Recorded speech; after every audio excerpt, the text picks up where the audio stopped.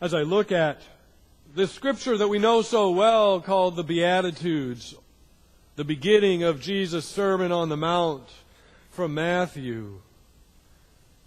I read these words and I hear this story, and an image of what it looks like comes up for me, and I want to talk about that image a little bit this morning.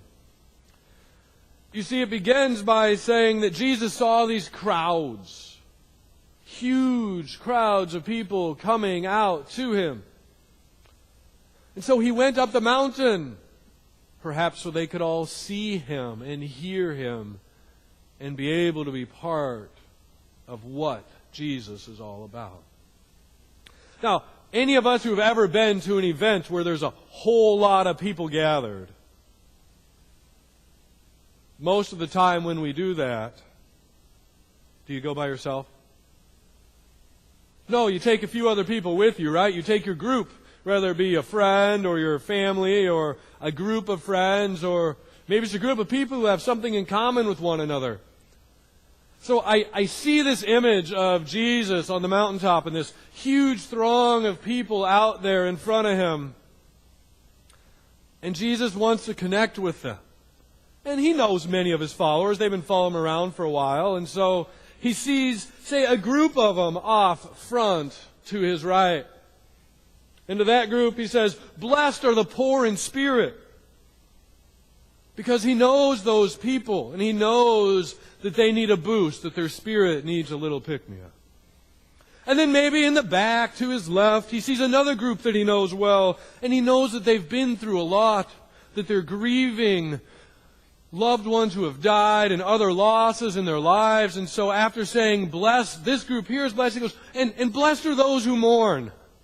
You back there, I see you. And you're blessed. And then He goes to the group in the front to His left and says, "Blessed are the meek." Blessed are those who need a little more confidence in their life. You are blessed too.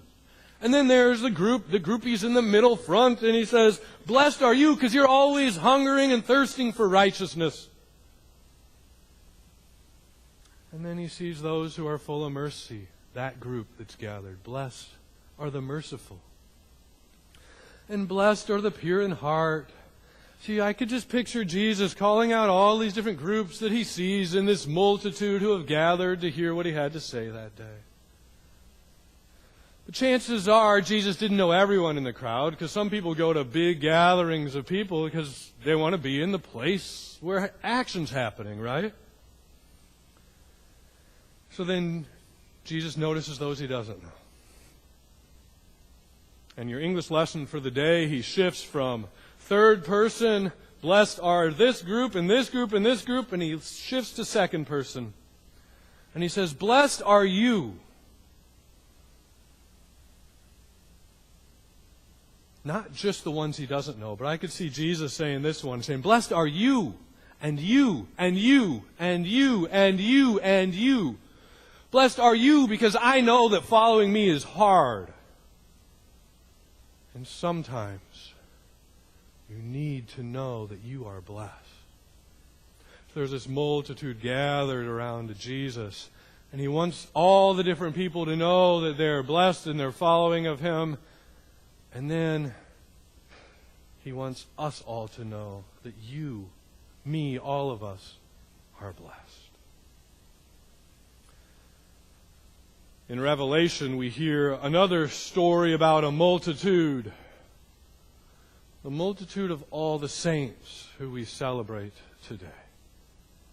This multitude gathered on that day when Jesus is going to make all things right, gathered in front of Jesus again, a multitude that puts the multitude that was there on the day of the Beatitudes, well, it'd be like a small crowd instead of a giant crowd, and here they all sit. And here goes Jesus again. And maybe instead of saying blessed to each of the different groups gathered, He reminds everyone there, you are a saint. All the candles that we have lit for the saints in our lives this morning, each one of those candles represents a saint of God, a forgiven sinner represents the way that that particular person's light of Christ flickers in our hearts and in our minds and within us. All those who have candles lit for them this morning, all those whose names we read this morning who have died from this particular faith community in the past year, they are all saints. They are all blessed. And this morning, as we gather for worship, I want you to hear, particularly this morning, they're not the only ones who are blessed. But you, each of you and all of us together as community are blessed. So when life seems hard, when you're mourning, when you're sorrowful, when you're feeling meek, when you're not sure which way is up and down and your life's not making a whole lot of sense, I hope today you'll hear these words of the Beatitudes and realize that Jesus is saying to each of you that you are blessed and that you are a saint. Notice your blessedness or your saintliness isn't dependent on your doing something or being something or living life a particular way, but you are blessed. We are blessed and we are saints, and all our beloveds are saints because we're named and claimed as beloved saints by our God in Christ, who redeems us, who loves us, and who knits us together into community in ways that we don't understand.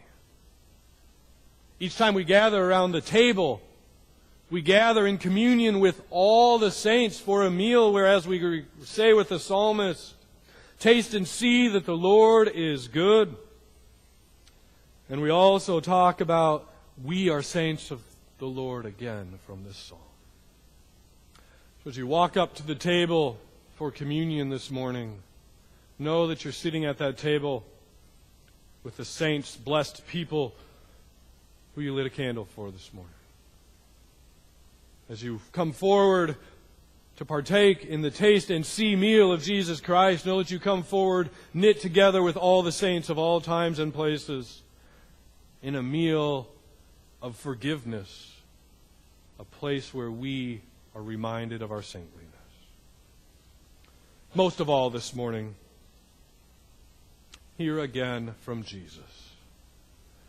You are blessed because Christ loves you, redeems you, claims you, and calls you by name.